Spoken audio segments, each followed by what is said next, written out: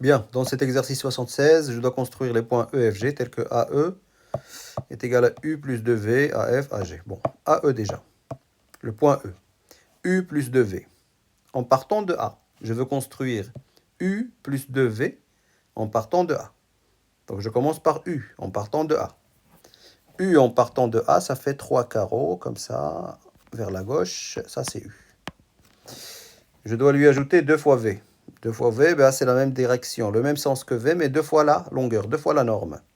V, il est comme ça. Moi, je veux 2 fois V en partant de l'extrémité de U. Voilà. Parce que V, c'est 4 carreaux vers la droite, 2 carreaux vers le haut. 2 fois V, voilà. C'est 8 carreaux vers la droite et 4 carreaux vers le haut. Ça, c'est 2 fois V.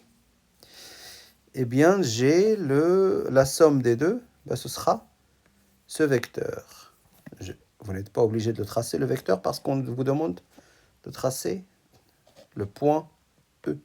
Le point E, ça va être ici.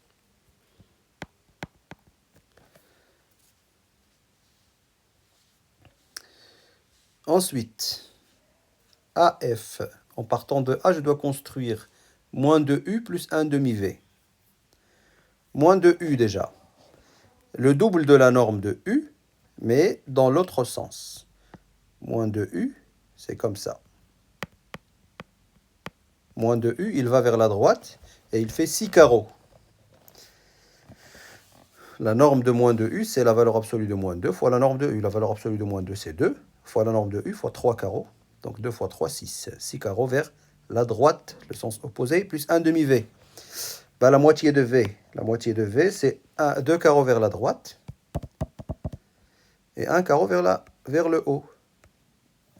Et donc, si je veux ajouter ça à moins 2U, je pars de l'extrémité de moins 2U et je fais. Ça, c'est 1 demi-V. 2 carreaux vers la droite, 1 carreau vers le haut, et ça me donne le point F ici.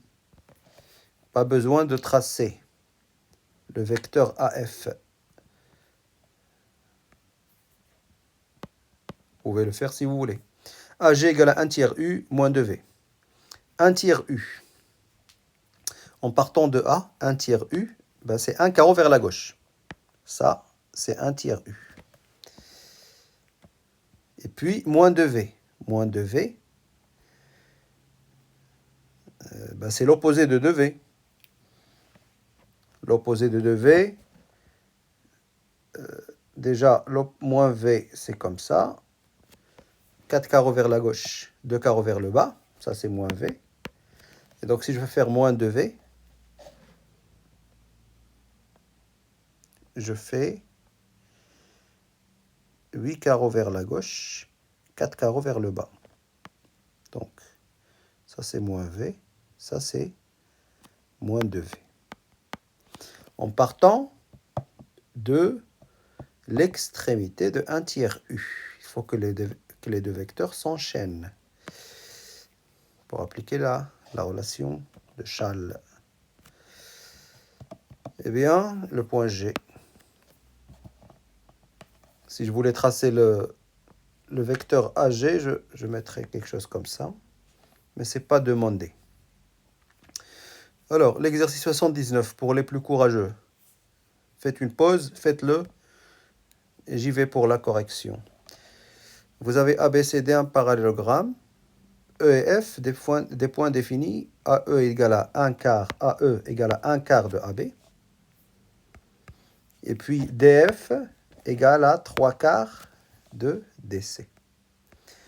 Et je veux montrer que AECF, en rouge là, AECF est un parallélogramme. Pour montrer que c'est un parallélogramme, comme on a vu dans le cours, une égalité de vecteurs suffit. Une égalité de vecteurs suffit.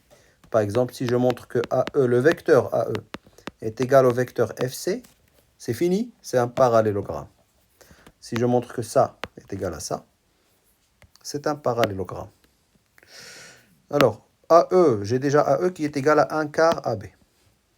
Ben, si je montre que FC est aussi égal à 1 quart AB, j'ai gagné.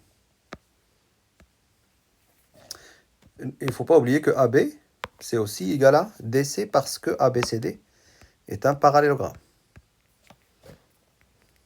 Alors, et moi je veux montrer que FC est égal à 1 quart AB. Déjà, FC, je peux appliquer une relation de Schall par exemple. FD plus DC. En introduisant le point D entre F et C et en appliquant la relation de Schall. Pourquoi j'ai fait ça? Parce que FD, je peux l'obtenir grâce à cette égalité, et DC, DC c'est AB. Et